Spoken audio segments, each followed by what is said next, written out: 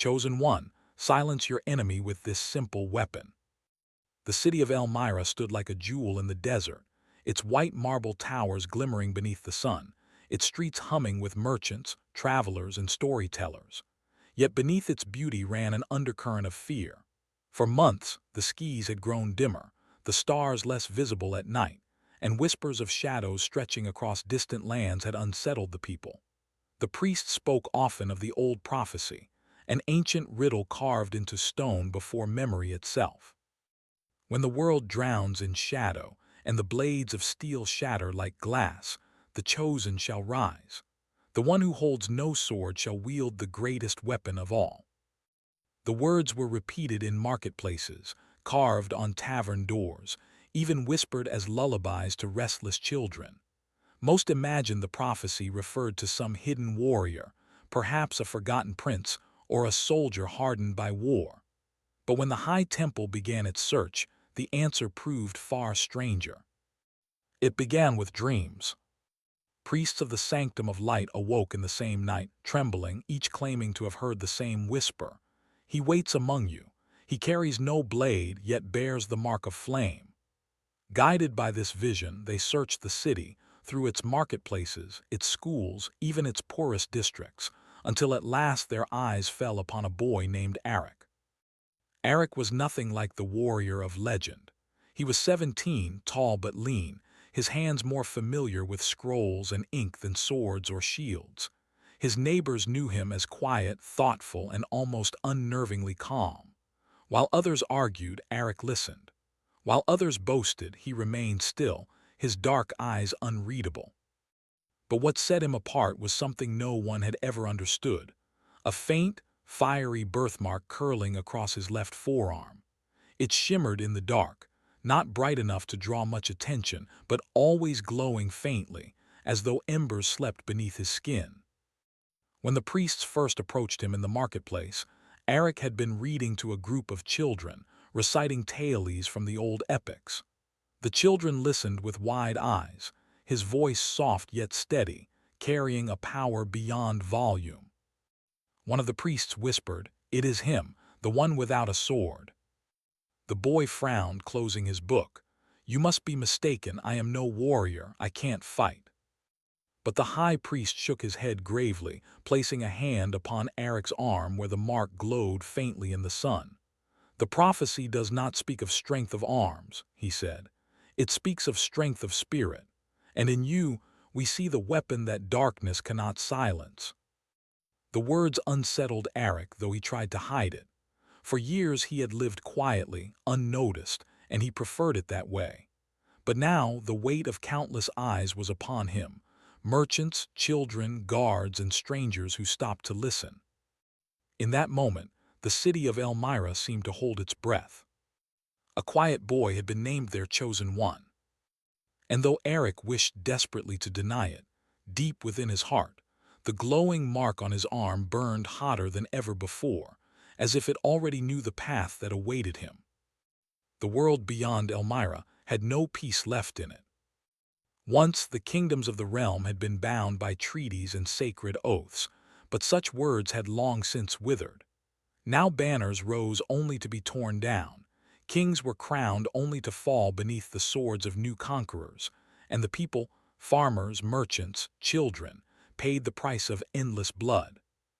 Fields that once bloomed with grain were nothing more than ashes. Forests stood burned, their charred trunks black against crimson skies. And at night, the cries of the desperate carried further than the howls of wolves. It was a world where steel ruled, not wisdom, not faith, not mercy. Yet in that chaos, a strange figure began to rise. Among the soldiers, Arik was no soldier.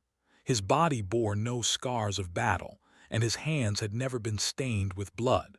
And yet, the priests of Elmira insisted he must walk among the soldiers, for only by knowing their world could he understand the burden he was meant to carry. So Arik traveled with militias, not as one of them but as an observer, a student. Where they carried swords, he carried scrolls.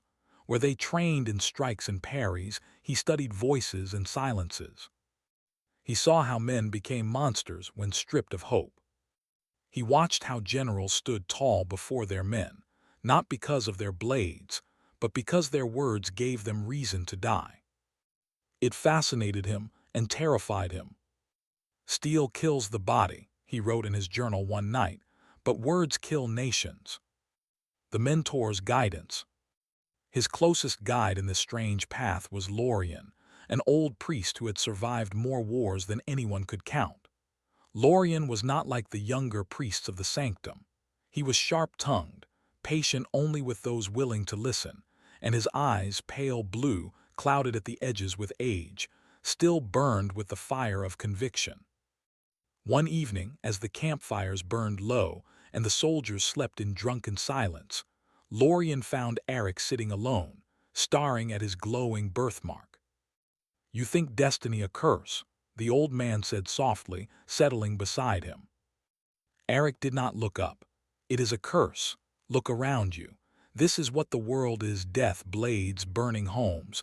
What could I possibly do here? I have no sword, no strength." Lorien chuckled, though his voice carried no mockery.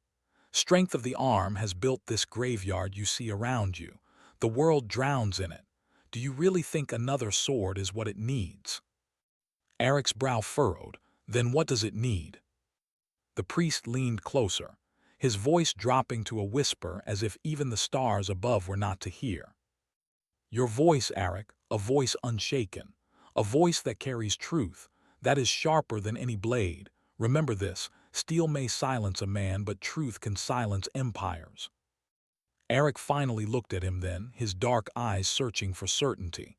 "And if they will not listen, if the world has forgotten truth?" Lorien's answer was simple. "Then you remind them, again and again, until they remember." The lesson of war. The days turned to weeks, and Eric's journey took him deeper into the broken lands. He watched as warlords clashed for rivers, for mountains, for empty villages already stripped bare.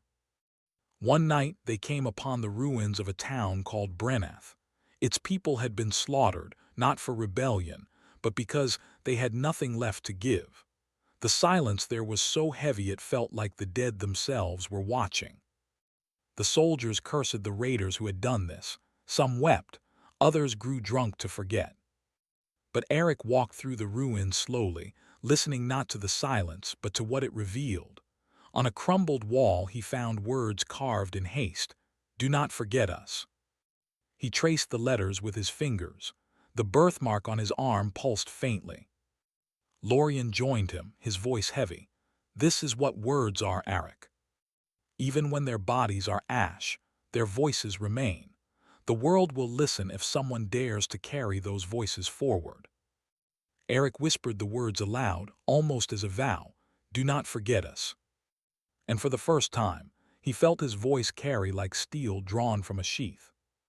The trial of the War Council. Weeks later, Eric was brought before a council of warlords. It was an accident of fate, or perhaps destiny, that he found himself there. The priests had been summoned to bless an alliance, but the warlords, proud and arrogant, were already quarreling. The hall rang with their shouts. They argued over spoils, over borders, over who would command the army. Their swords clattered against the table as threats were made. Eric sat silently at the edge of the chamber, his heart racing. He was no speaker, no leader.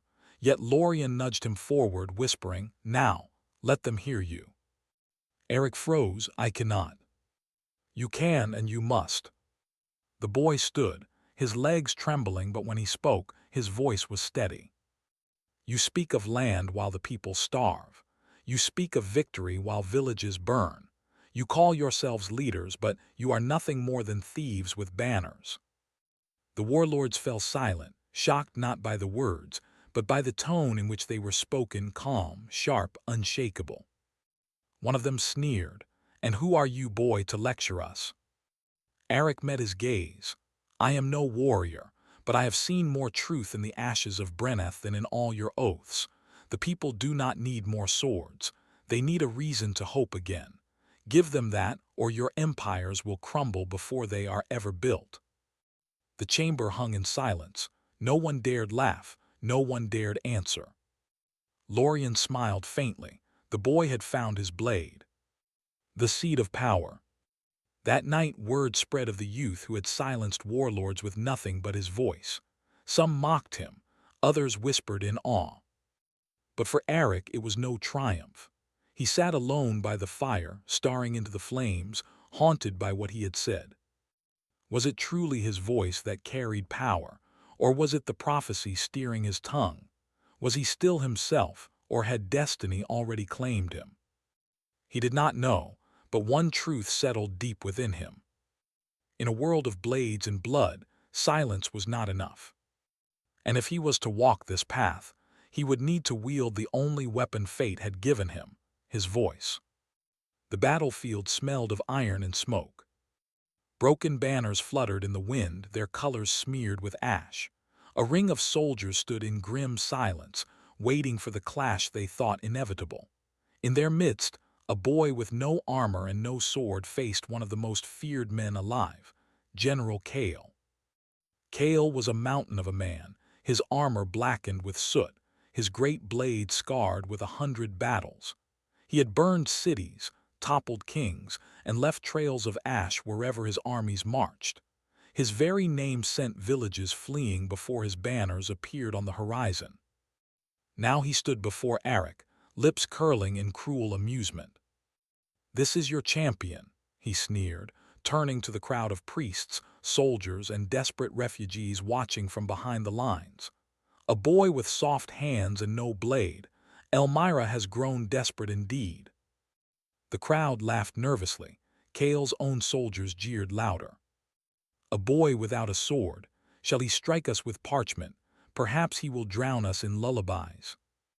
"Better cut him down quickly, General, before he bores us to death with stories." Eric stood still, their words washing over him like waves against stone. His heart thundered in his chest, but his face remained calm. He looked not at Kael's blade, nor at the sneering faces of the soldiers, but at the shadows in their eyes, shadows born of doubt, of exhaustion, of years of following a man who had promised them glory but given only endless war. Kael's laughter echoed like thunder.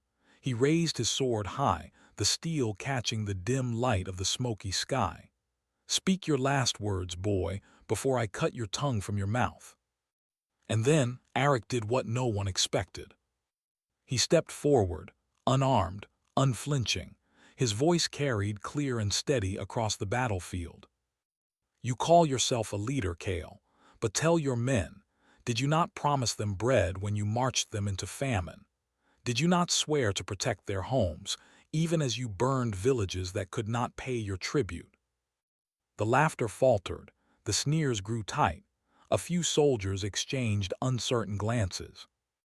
Eric's voice did not rise in anger. It remained calm, cutting deeper than any roar could. "You tell them they fight for justice, but whose justice is it? Was it justice when you slaughtered Brenneth, though they had nothing left to give? Was it justice when you took children from their homes to swell your armies? Tell them, General, how many more must die to feed your hunger?" The murmurs began, quiet at first like leaves rustling in wind. Kael's men shifted uneasily, some tightening their grips on weapons, others loosening them. Kael snarled, his face twisting with rage. "Lies," he bellowed, "poisonous lies." But his voice cracked with fury, while Eric's remained calm. "Then deny them," Eric said simply. "Look into their eyes and tell them I lie. Tell them you did not burn their neighbors' homes. Tell them you did not send their brothers to die for your pride. Tell them you have not grown rich while their families starve." Kael raised his sword, trembling with rage. But when he looked to his men for support, he did not see fire in their eyes. He saw hesitation, doubt, the cracks of betrayal widening like fractures in stone. "Do not listen," Kael roared, spittle flying from his mouth. "He is a boy, nothing more. Kill him and end this nonsense." But no one moved. One soldier whispered, "Brenneth, my cousin, lived there." Another muttered, "He promised us land. My family still has none." The murmurs grew louder. Kael's army, once unshakable, now rippled with doubt. Their faith in their general faltered, and with it, his power. Eric took one final step forward. His glowing birthmark pulsed like fire beneath his skin, though few noticed. His voice carried across the field, soft yet sharp as steel. "You can kill me, General, but you cannot kill the truth, and truth is the one enemy even your sword cannot silence." For the first time in his long reign of terror, General Kael's grip faltered. His sword wavered, his roar drowned not by another blade, but by the murmurs of his own men, men who no longer believed. And in that moment, the world saw a power greater than steel. The world had always worshipped the sword. Generals etched their names into history with blood. Kings secured their thrones with armies. Even priests, who spoke of peace, were guarded by soldiers whose steel gleamed brighter than their words. But Eric had learned something none of them had ever truly seen. The greatest weapon was not sharpened on whetstones or forged in fire. It was carried by every human since birth, ignored, underestimated. It was the voice. The awakening. After his confrontation with General Kael, the realization burned in Eric like a flame. He remembered how the soldiers' jeers had turned to murmurs, how doubt had spread like cracks in stone, how Kael's unbreakable power had faltered not from blade or fire, but from words that could not be silenced. He sat by the fire that night, his birthmark glowing faintly beneath his sleeve, and whispered to himself, "The voice is the weapon. The voice is everything." Lorien, seated nearby, watched him with knowing eyes. "At last you see it," the old priest murmured. "Steel may cut flesh, but the voice cuts deeper into loyalty, into belief, into the soul. This is why the prophecy named you. This is why you carry no sword." Eric looked up troubled. "But a voice can be silenced, a blade cannot." Lorien smiled faintly. "You are wrong, boy. A blade is silenced the moment its wielder falls. But a voice, truth spoken, echoes long after the speaker is gone. Even the dead can speak if someone carries their words." The thought struck Eric like thunder. He could almost hear the whispers of Brenneth carved into stone. "Do not forget us." A weapon of many edges. In the months that followed, Eric wielded his newfound weapon as he would a blade, testing its edges, hunting its strike. When doubt rose among his allies, he spoke with calm certainty, and their wavering hearts grew steady. When lies spread through the camps, he answered with truth so simple it could not be denied. When fear gnawed at the edges of their courage, he lifted their eyes from the mud and ash to the stars above, reminding them of what they fought for. Each time he spoke, the birthmark on his arm burned faintly, as if the flame within him resonated with the words he carried. Enemies who came snarling with rage often found themselves faltering, their fury cooled by reason they could not refute. Armies that marched with iron discipline sometimes broke apart, not because of swords, but because doubt had been sown in their hearts like seeds in tilled earth. It was as though Eric carried a blade unseen, striking not at bodies, but at the invisible bonds that held men together. The test.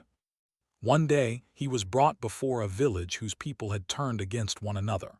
Rumors had spread that some secretly fed Kael's army, betraying their neighbors. Distrust poisoned every glance. When Eric arrived, the people demanded judgment. "Name the traitors," they cried.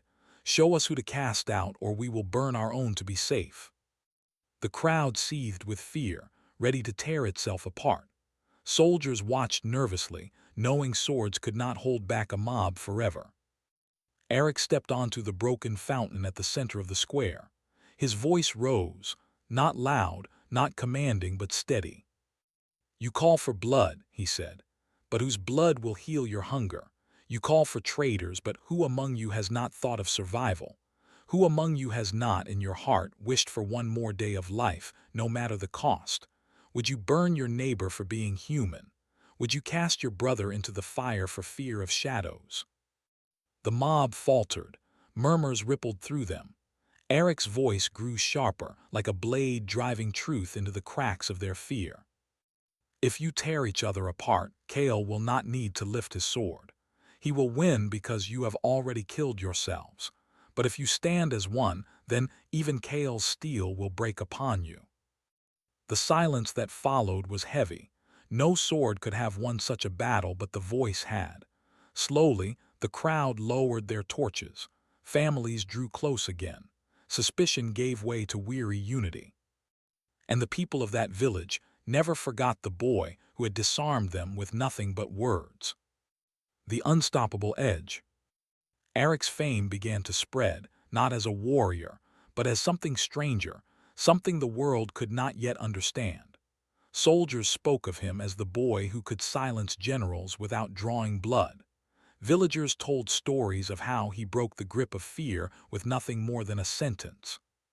He became a symbol, not of war but of resistance. "The chosen one," they whispered. "The boy with the weapon no sword can dull." But Eric himself carried the truth quietly in his heart. His weapon was simple, yes, but it was also the most dangerous of all, because once a voice was heard, it could never be unheard. Once a truth was spoken, it could never be buried again. And so, as shadows thickened and warlords gathered, Eric prepared for battles unlike any the world had ever seen. He would fight not with blood, but with belief. His voice would be the fire that burned through the darkness. His weapon was simple, and it was unstoppable. The sky burned red. Clouds swirled like wounds across the heavens, bleeding fire and shadow. The battlefield stretched in ruins, broken armor scattered like bones, banners torn to rags, the earth itself cracked from the weight of countless clashes. At the heart of it all stood General Kale, his once mighty army thinned to weary remnants, his voice raw from rage. The conqueror who had burned kingdoms now looked more beast than man, driven only by pride and fury. And facing him, unarmed, stood Eric. The boy's cloak was torn, his face pale with exhaustion, but his eyes were steady, dark pools of calm amidst chaos. He had no sword, no shield, only his voice and the silence that waited to follow. The last charge.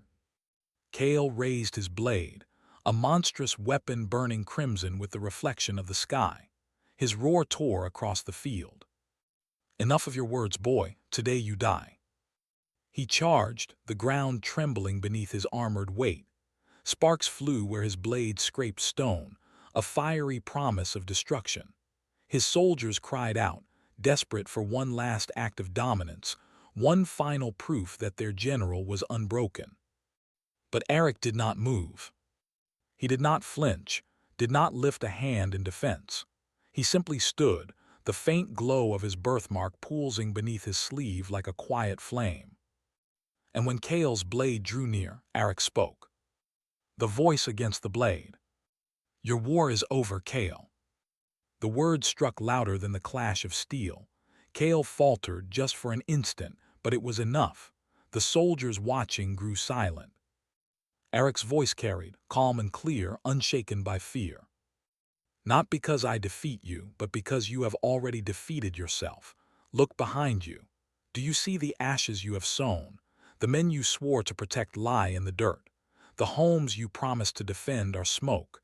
You call yourself a conqueror, but you stand alone, ruling nothing but ruin." Kale roared, swinging his sword in fury. The blade slashed through the air, inches from Eric's face, but Eric did not stop speaking. "You betrayed your own, you feasted while they starved. You demanded loyalty, yet gave them only death. And now, Kale." His voice rose, no longer soft but ringing like a bell across the battlefield. "Now your men know the truth.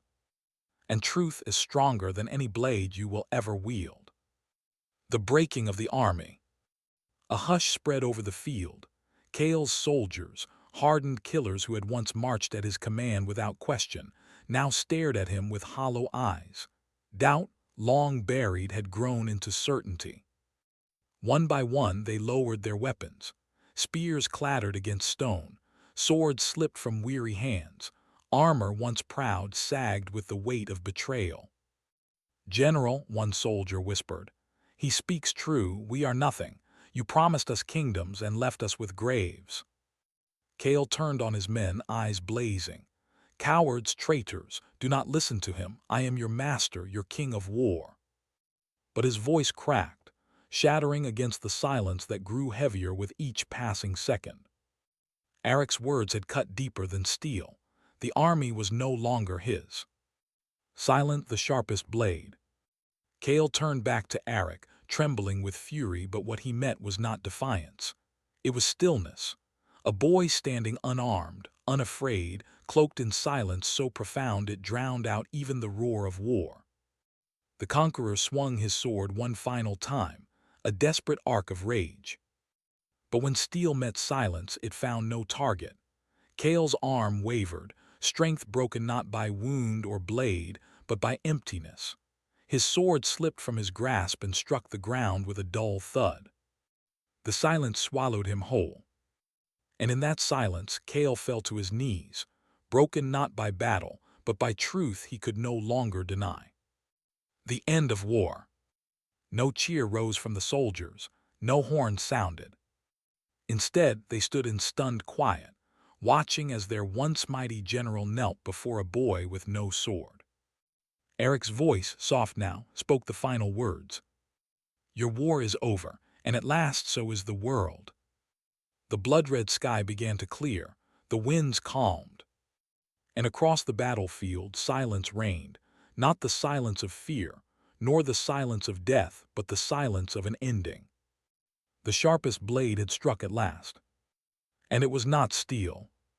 It was silence,